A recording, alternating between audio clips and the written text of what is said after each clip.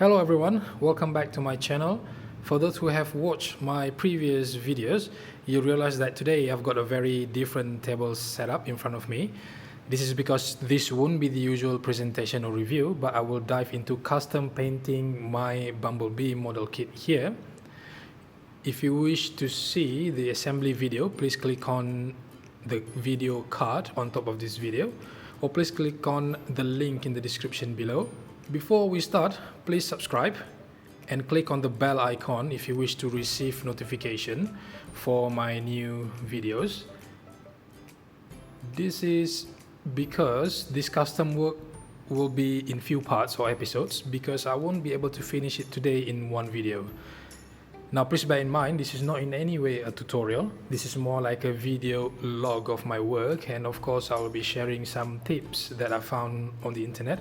So this video will be good for any new starters. Doesn't matter for Gundam or Transformers or any model kit. So now when we speak about custom painting, or perhaps painting, as we all already know, there are two popular tools or method of doing it. The very first would be by using the airbrush, and the second, which I think is a little bit underrated, which is the hand brush, or perhaps by using the normal brush.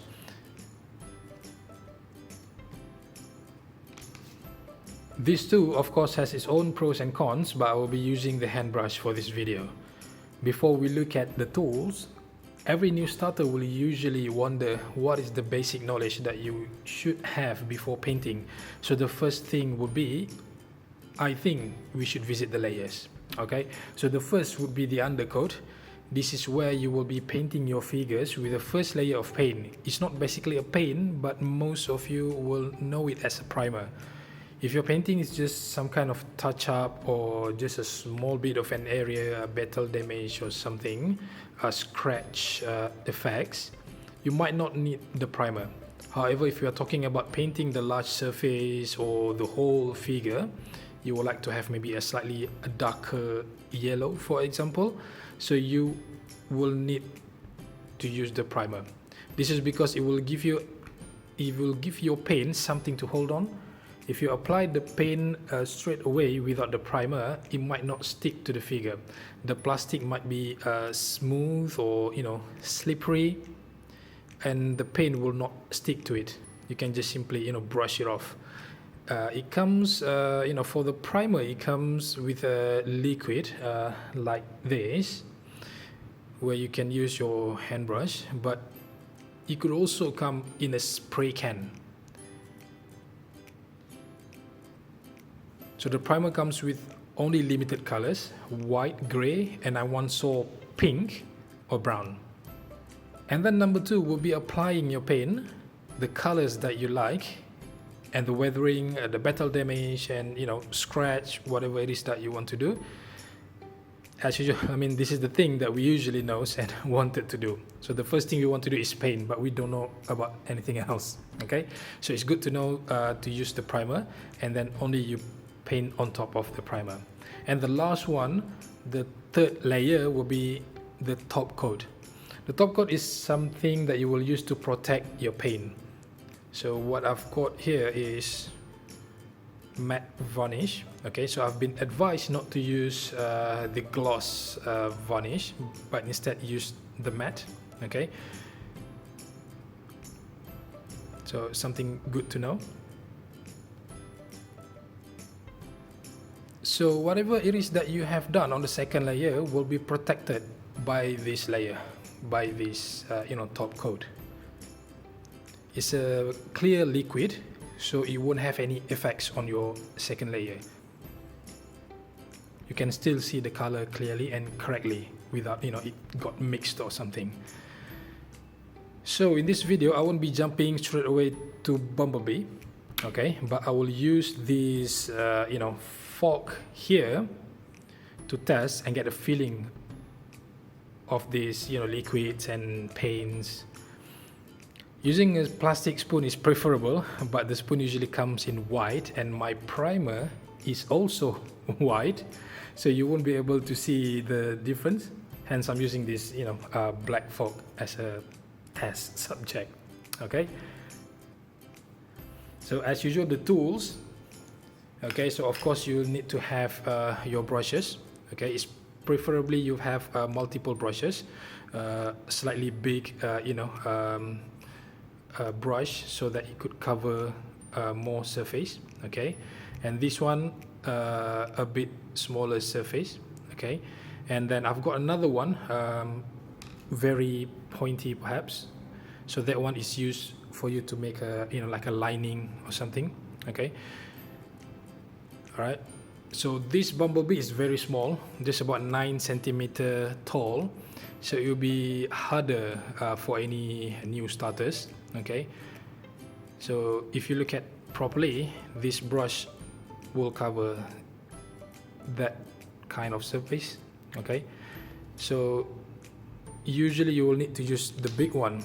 However, this one is perhaps, I will say, it's too big. Okay, applying primer should be fine using this because you're going to cover all surface.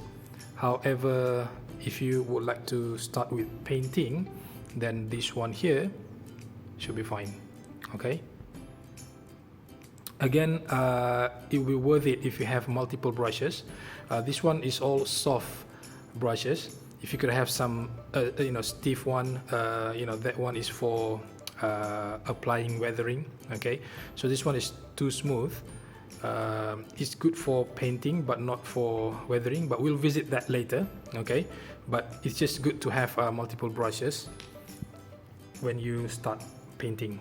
Okay,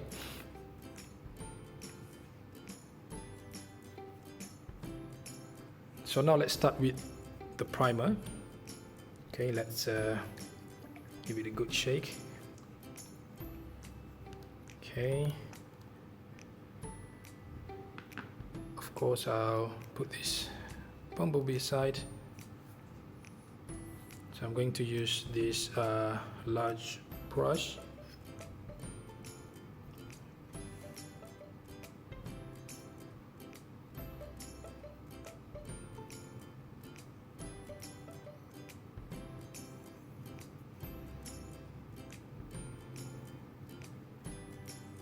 Okay, so you need to have that stroke.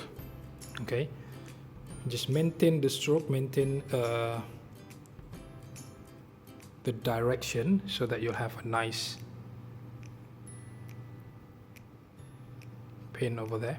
Okay, so we might need to apply multiple layers to avoid the brush stroke, but let's see how it goes. Okay, as I said, this is not a tutorial, it's more like a journey, like a video log for us. So let's keep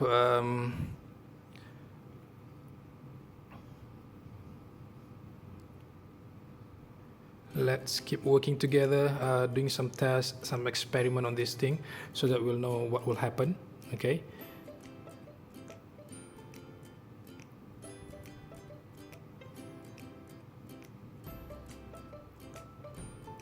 it's very quick to dry. Okay, I'm trying to remove these brush strokes, but seems like it's already dry. Okay,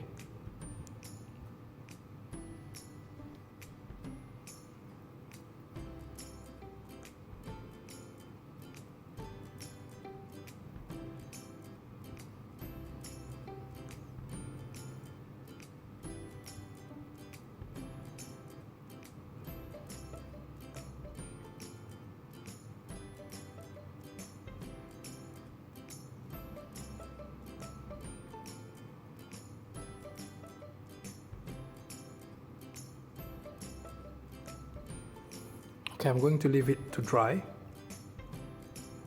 I'm just going to cover this, front surface here. Doesn't really matter on side way. Okay, let's leave it to dry. All right, now let's take a look. I hope you can see this. Okay, but if you notice, there are some unclean or perhaps lumpy or perhaps brush strokes. Okay, so it's not as good as using the spray can, because primer comes with the spray can as well. Okay, and this one is a bit thick. Okay, So you can see that, you know, effects, that problem there. Okay, unfortunately for this primer, I've just learned that, you know, you can't thin it using the normal thinner, as in that thinner, X28 thinner, because that one must be thin with a lacquer thinner. Okay, so in the next video I might try getting some lacquer thinner and try to thin this primer, okay, so that we can thin it so that it will be more smoother, less brush stroke. Okay, but as you can see there, you know, it doesn't look nice. Yeah, there you go. So if I put it under the lights, you can see the brush stroke, you can see some, you know, it's a very thick primer. Okay, even if I put a second layer of primer, it might not, you know, it might solve the problem, but it might become more thick, okay, which will not look good on your Bumblebee, especially with this size. Okay, you will keep seeing that brush stroke and so on. Okay, this is what not so good. This is a not so good thing when you are using brush primer. Okay, so I believe those who's using airbrush will get a better result. Okay, but still I've heard some problem when they try to, you know, spray it, they try to, you know, airbrush it. It's kind of hard, you know, liquid, so they need to thin it as well. Okay, so I will try thinning it next time so that we can see a smoother paint, or perhaps smoother primer on this surface. Okay, so now the second step supposed to be to paint over this primer. Okay, I will visit some problems, okay, in the past. If you know, let's say if you did not apply any primer, okay, so this is what, or perhaps this is how it will look like. Okay, so when you start painting, it will slip off. Okay, so as you can see, there are some surface that, you know, simply the brush and the paint could not cover, right? It looks really bad, okay, unless you make it thicker and thicker, but you know, it's not nice at all. Okay, so this is why you need to apply a primer if you would like to paint on a big surface. Okay, and in terms of choosing the paint, here I've got this brand here. It's called Vallejo. Okay, so basically what I like about this is that whenever I search on it online, it's already categorized it. Okay, as this one is, you know, mecha color, for example, or perhaps you know, it named it as steel. Okay, and for the weathering, it has its own category, as in, you know, weathering category, and you have black wash, you know, oil spill, dirt, and so on. So everything been named, so meaning that you need less imagination to find it. Instead of Tamiya, you really need to use your imagination. Okay, what this color is for, because they just simply come up with, you know, gunmetal, for example, and then silver, chrome silver, titanium silver. You will not know how to use it, or perhaps you need more testing, need more experiment, so that you'll know, okay, this is suitable for this. Okay, but for this type, for this brand, the Vallejo brand, it's good because it kind of help you to understand, okay, what this is used for. Okay, so when it named steel, then you'll know you can use it on steel. Of course, you can try an experiment with other colors, but at least this will help you. Okay, so in the next video, I will you know, I would want to try this one. Okay, with also thinning the primer, and then I will try all these colors on each blades of the fork to see, you know, how good it will look like with the correct you know, correct primer, and then also correct colors as well. Okay, so this is it for today, guys. I hope to see you again, and as I said earlier, please subscribe and click the bell icon so that you'll receive notification whenever there's a new video from me.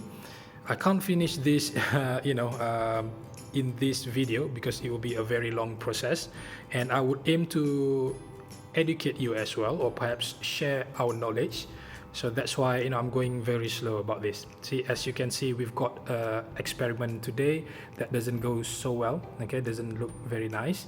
So we will continue to fix this in the next video, and also applying some colors so that we get some ideas how it will look like on the actual figure. Okay, so this figure is basically very cheap. I couldn't find you know, a cheap Gundam to test. Even the cheapest Gundam is not as cheap as this. Okay, so that's why I'm using this. Although it's small, okay, it's difficult to customize, I think, but you know, we'll give it a go. So it will be a good lesson for us all. So I hope to see you again in the next video. Stay safe.